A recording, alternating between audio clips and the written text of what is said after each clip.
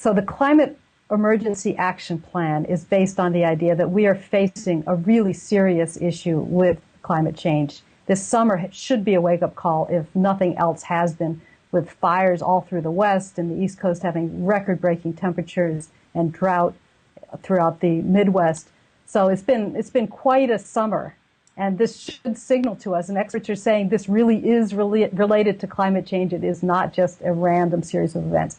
So what do we do about that? It's not at the top of the list in terms of the election, and that's unfortunate.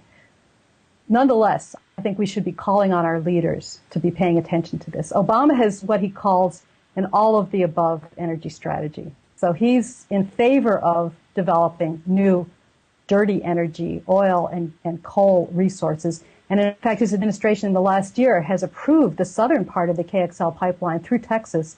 We just ran a story about the odd coalition of Tea Partiers and property rights advocates and environmentalists who are trying to stop that project from going through. And he's also approved the exploitation of the Powder River coal, which will be running on trains through the Northwest, millions of tons of this, to export to China.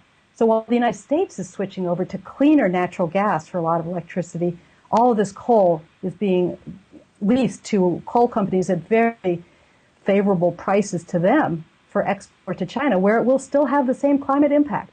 So some of Obama's policies are really problematic. Some of them are good. He's doing things like upping vehicle emission standards so that we're getting more fuel-efficient vehicles, or will in the future. And he's also been fast-tracking some really good renewable energy projects, solar and wind. So it's really a mixed bag. But I think one of the things that we need to realize is that now is the time that we need the kind of leadership in Washington, D.C. to really take on this climate issue with the kind of a mobilization that we did during World War II, to really shift our entire society to take on what may be our biggest threat that humanity has ever faced.